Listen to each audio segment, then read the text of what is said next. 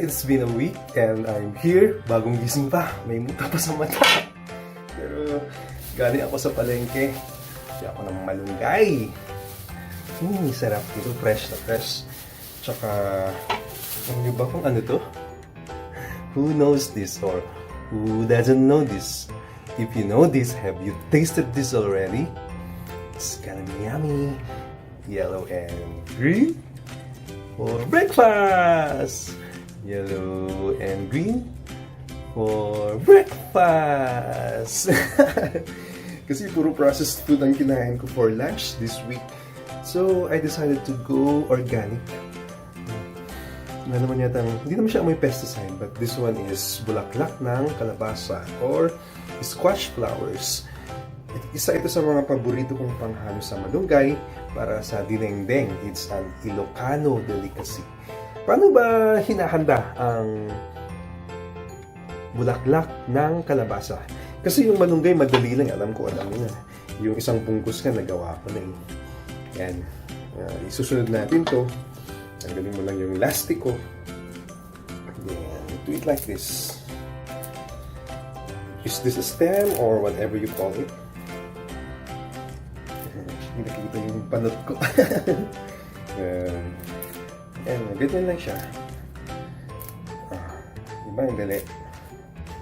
Okay, so i-ready natin yung squash blossoms or bulaklak ng kalabasa. Una, linisin muna natin. Tsaka titignan sa loob, baka meron pang namumugad na insekto like bees. Because it's rich in pollen, bees love this actually. That's why later on I'll do a social experiment, bee social experiment. I'll see if the bees will be attracted to this upstairs in our rooftop. So all you have to do is take this off. I don't know how they call this. That one. So malinis na. And then pierce it at the middle like that. Take out the stamen. I don't know if they call it a stamen or a pistil, but this one, you have to take this out because it has a bitter taste. But as you could see, it's rich in pollen. So later, I'll go up to our bee colonies and see if the bees will attack this. It might be good for them. So there's no insect inside, right? Okay, it's clear.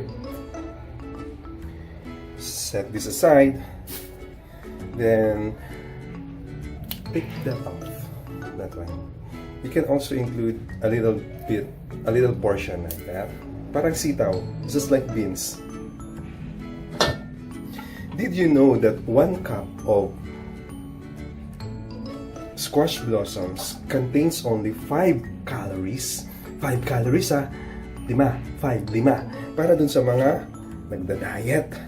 But it contains a lot of minerals, vitamins and minerals actually. So there are many health benefits for regularly eating squash blossoms, and by that I mean regular.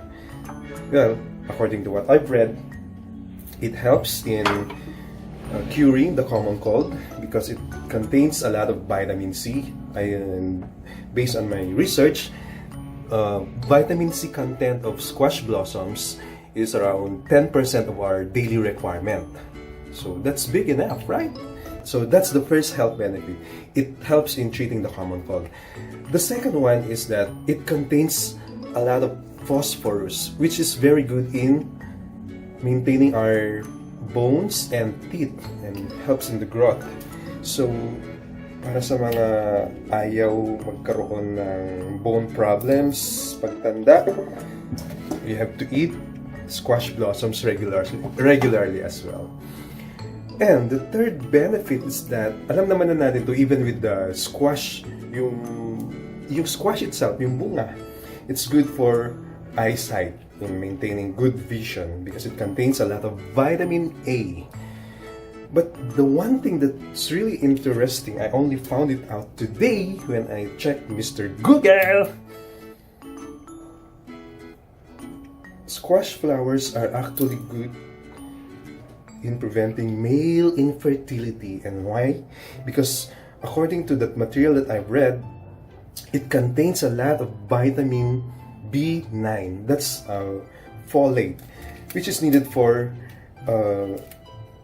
the maintenance of high quality and proper functioning of sperm cells in the male. So if you're having difficulties in getting your wife pregnant, which I had that kind of problem as well. We waited for 5 years for our baby, although it was a long journey for my wife and I only found out today that these squash flowers are actually good sources of vitamin B9. That's folate, good for sperm production and sperm quality, high quality sperm. That's it. So those are the health benefits of eating squash flowers. How to cook? I'll show you this one, but I haven't tried the others, but I was really curious because in one of the articles that I've read, you can actually stuff this with meat or even shrimp and then fry. So it's called fried squash flowers or squash blossoms. I'll try that next weekend maybe.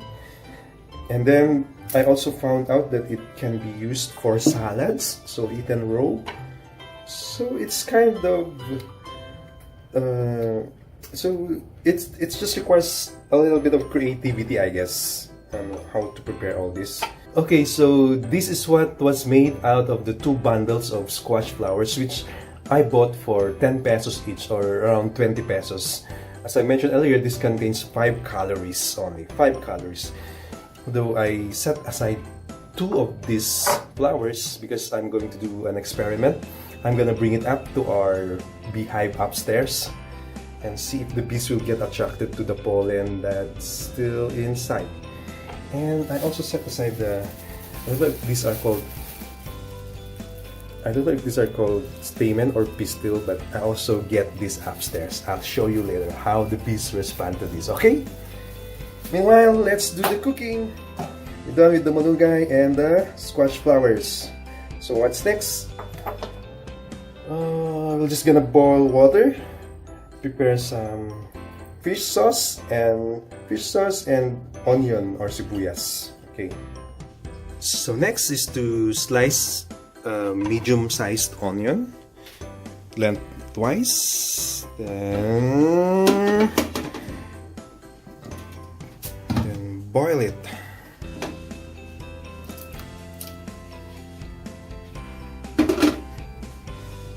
Put it to a boil. First, you have to wash the malunggay leaves. Running water. That's what the experts say. Okay. And the squash blossoms, of course.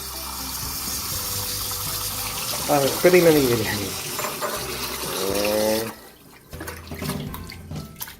Take it out.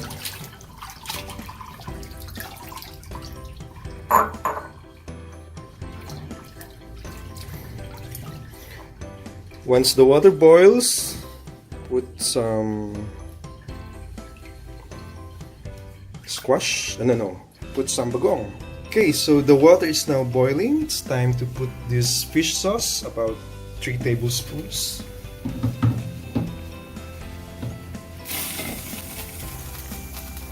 Take off the cover. The onion is boiling. Put this bagong or fish sauce. Put it to a boil again. After it boils, let it simmer for a while. Then you can put in the squash blossoms and the malunggay leaves, and voila! Ready to serve hot. Yan, so pwede na i-shoot. You can now already pour in the squash blossoms first. Let's simmer for a while. Already put in the malunggay leaves.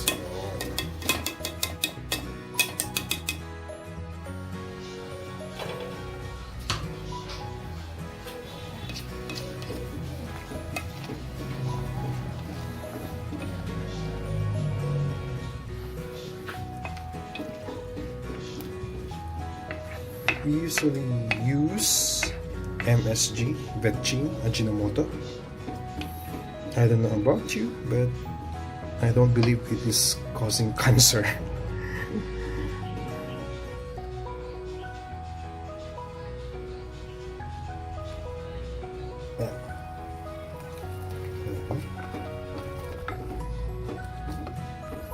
Now it's ready. Yummy. Here it is in our table. Kailangan lang hanguin para hindi ma-overcook ang gulay. Let's see if Nia likes this. So ito po lahat yun. Yung 2 bungkus ng malunggay at 2 bungkus ng squash flowers. Ready for breakfast! Yeah, you gonna eat this, baby? It's gonna be a beautiful weekend. So, everyone, kakain muna kami. And I hope you like this episode of Beauty and Beyond. Subscribe to our channel so you can get updated with all our next posts. Thank you for watching and keep sharing it. Have a beautiful weekend.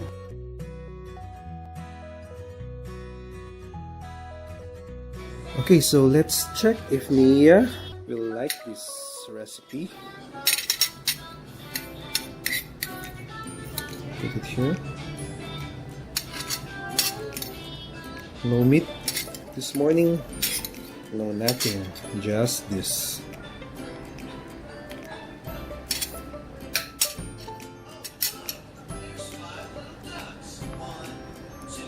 Let's try.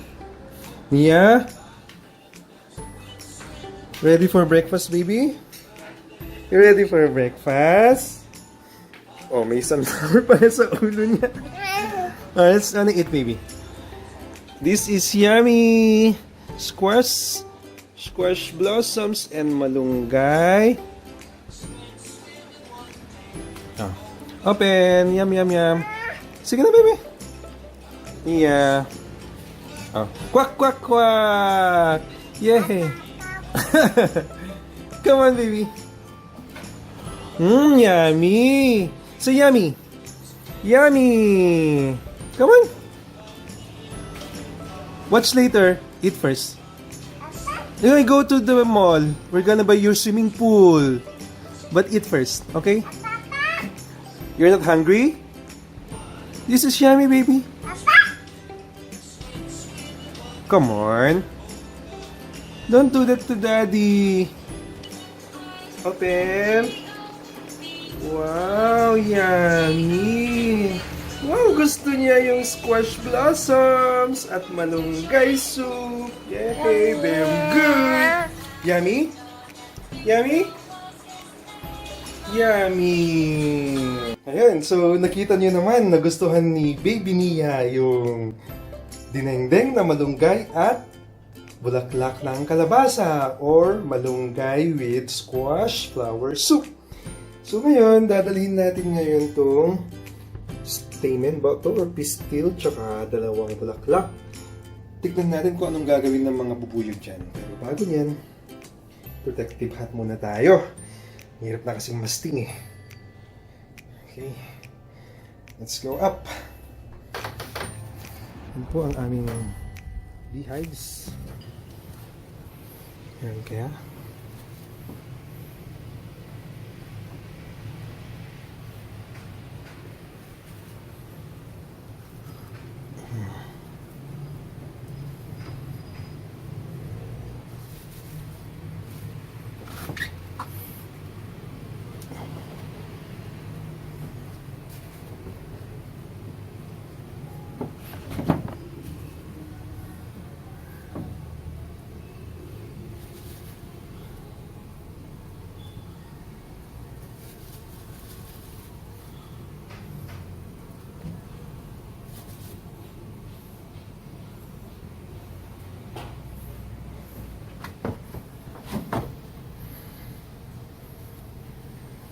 Yan o, hinahatak. Uy, nahulog.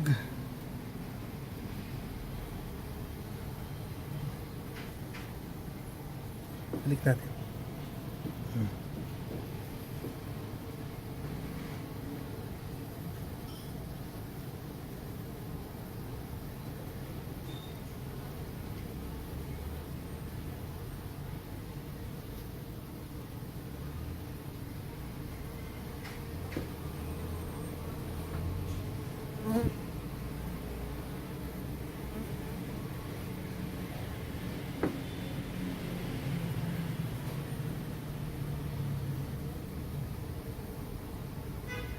Pasok.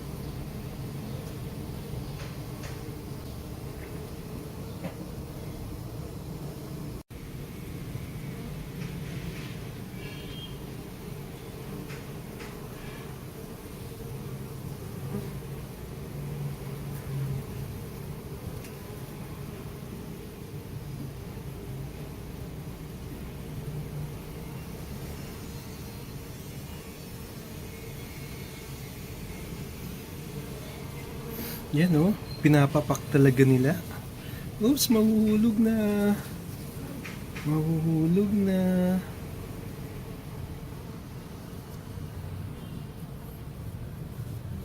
Diba? Nakakatuwa pong mag-experiment. Ayan oh, nahulog sila pero hindi pa rin sila nagpapatigil. Kinukuha pa rin.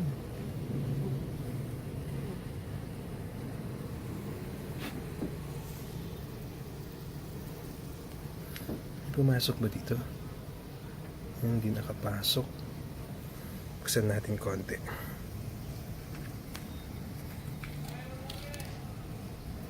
Yan yan this one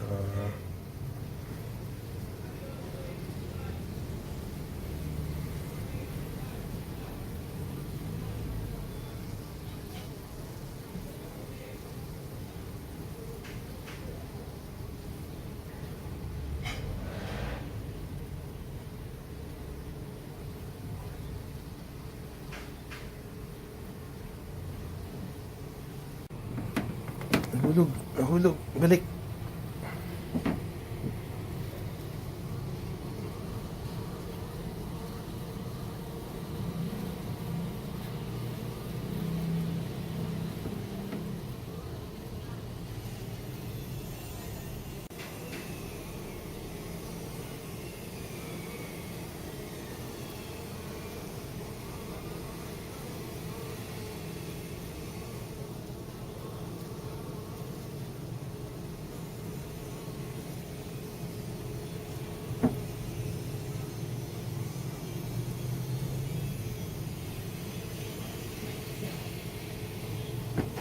Sa kabila.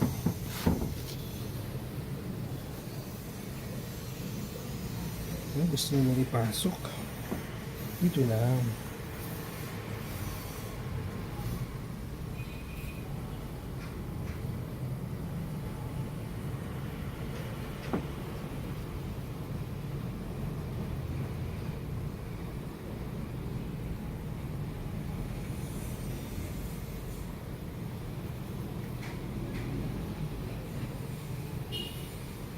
Okay, so it's past 6 p.m.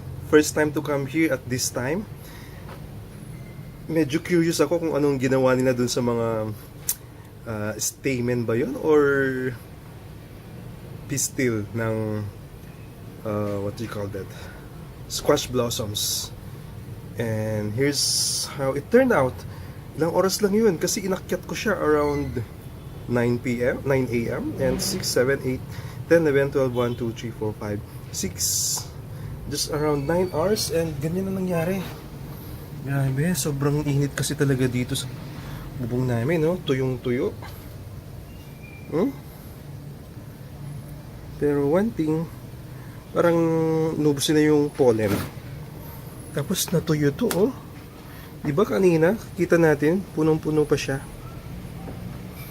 Nangulunto eh. Grabe, oh.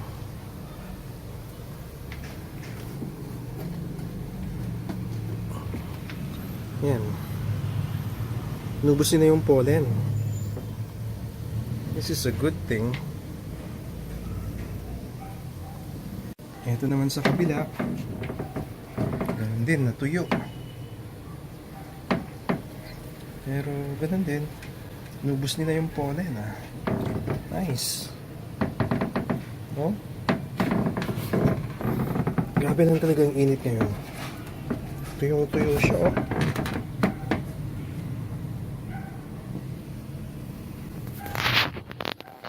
So this is the life urban beekeeper. Masaya, di ba? I hope you like this video.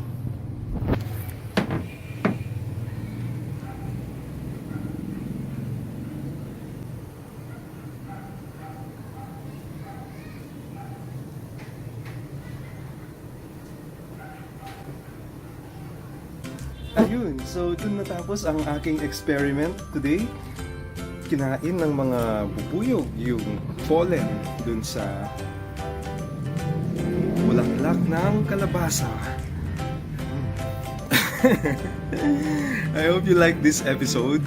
Once again, I'd like to encourage you to please subscribe to Beauty and Beyond so that you can be updated about the latest happenings about urban beekeeping and everything that catches our fancy. Have a beautiful day. Have a beautiful weekend, everyone. Bye.